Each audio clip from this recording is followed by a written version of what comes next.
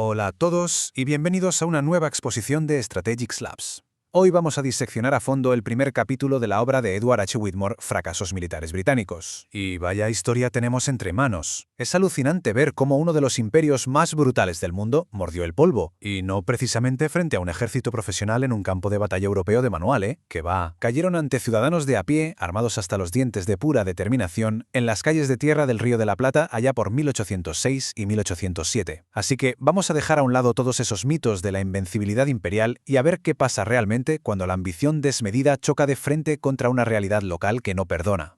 Whitmore arranca con una idea que es literalmente un jarro de agua fría para la historia militar tradicional. Nos dice que el fracaso exige estudio y, sobre todo, muchísima humildad. Y tiene toda la razón. A ver, la historia militar casi siempre nos ciega con cargas heroicas y victorias épicas, barriendo los desastres bajo la alfombra.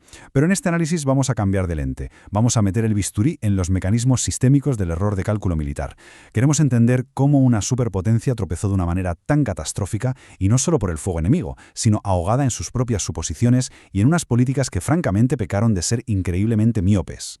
Para que no nos perdamos, vamos a estructurar todo esto en 6 puntos clave. 1. El contexto y la tesis principal. 2. El error de cálculo estratégico. 3. Las tácticas de guerra urbano. 4. La figura de Liniers y la reconquista. 5. El colapso operativo. Y cerraremos con el punto 6, una buena reflexión final.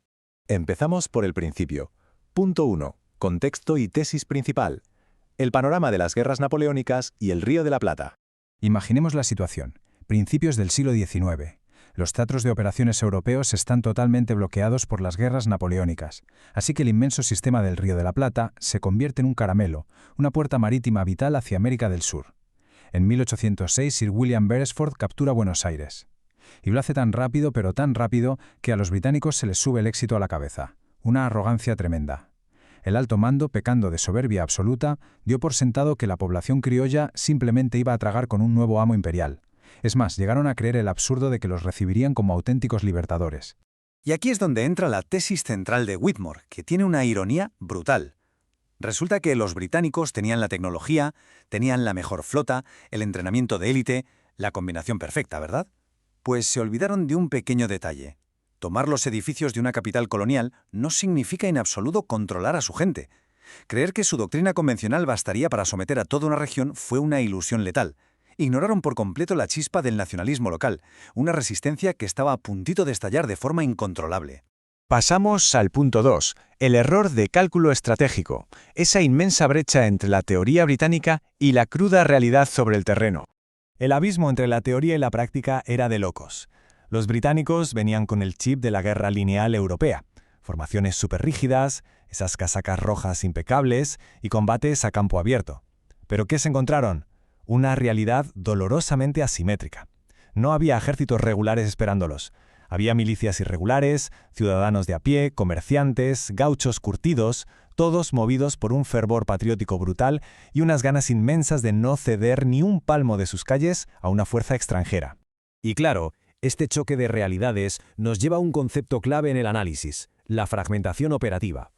La doctrina británica funcionaba si las tropas marchaban juntas, como un reloj suizo, en columnas enormes, pero la geografía de Buenos Aires, con ese diseño en cuadrícula tan cerrado, rompió el reloj en 1000 pedazos.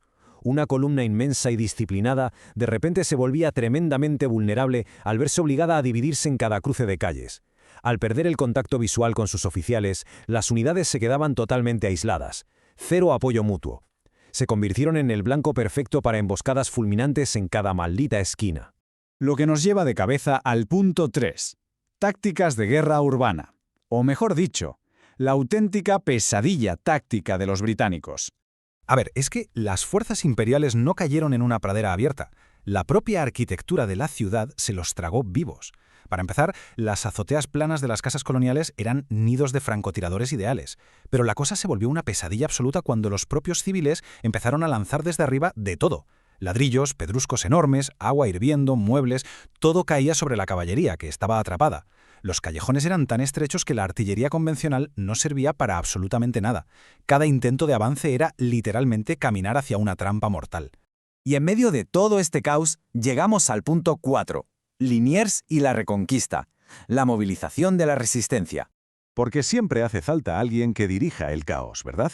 Y aquí apareció alguien totalmente inesperado, Santiago de Liniers, un oficial naval nacido en Francia pero al servicio de la corona española, que logró lo imposible, unificar a una población súper diversa. Liniers vio clarísimo que pelear a la europea era un suicidio táctico, así que, con una velocidad que da vértigo, orquestó una movilización masiva. Convirtió la desesperación en una maquinaria letal, entrenando a la gente en tácticas de guerrilla, de golpear y huir, que básicamente desangraron de forma sistemática a los invasores.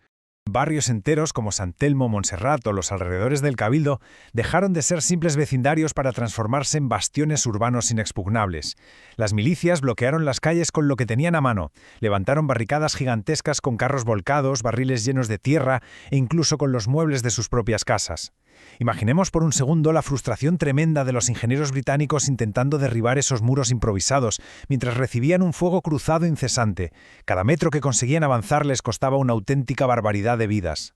Todo esto nos aboca al punto 5, el colapso operativo británico, la ruptura interna del imperio. Si ponemos frente a frente ambos bandos, la desigualdad salta a la vista. Por un lado tenemos a los británicos, asfixiados de calor con unas líneas de suministro transatlánticas completamente colapsadas, sin inteligencia en el terreno y guiándose por unos mapas que no valían ni el papel en el que estaban impresos. Y por el otro, los defensores, moviéndose por su ciudad como peces en el agua, con un liderazgo superadaptable, el apoyo total de la gente y unas redes de información locales que chivaban cada paso del enemigo. Los invasores operaban sumidos en la más espesa niebla de guerra imaginable. Y toda esta cadena de desastres culmina en agosto de 1807, y tenemos que parar un momento para asimilar el tremendo impacto de este desenlace. Al ver sus fuerzas completamente divididas y sufrir una parálisis operativa total, el alto mando británico tuvo que tragar saliva y enfrentarse a la máxima humillación. A una de las mayores superpotencias del planeta no le quedó otra que salir corriendo, en una retirada caótica que terminó en una capitulación absoluta frente a fuerzas compuestas por milicianos locales. Fue el colapso total de un plan imperial que sencillamente no había por dónde cogerlo. Y así llegamos al último tramo. Punto 6. Reflexión final. ¿Qué lecciones universales sacamos de todo esto? Porque, ojo, las ondas de choque de este desastre se sintieron muchísimo más allá del estuario del Río de la Plata. El trabajo de Whitmore nos pone delante de una verdad histórica incontestable. Por mucha tecnología que tengas, por muchas armas punteras o doctrinas súper probadas que lleves, nada de eso compensa la ignorancia sobre el tejido social de tu adversario. Cuando el poder militar mira por encima del hombro a una población local y no entiende sus dinámicas políticas, el resultado es siempre, y de manera invariable, una catástrofe estratégica de proporciones épicas. Y esto nos deja con una pregunta que escuece un poco. ¿Han aprendido verdaderamente las fuerzas militares modernas los inmensos peligros de subestimar la resistencia local en entornos urbanos complejos? Han pasado más de 200 años, pero las lecciones sobre la soberbia imperial y la guerra simétrica siguen resonando muchísimo en los conflictos de hoy en día. Entender la historia, con todos sus fiascos monumentales, es el único camino hacia una estrategia verdaderamente brillante. Esto ha sido todo en esta exposición de Strategic Labs. Recordad, comprender el pasado es la clave para forjar la estrategia del futuro. Hasta la próxima.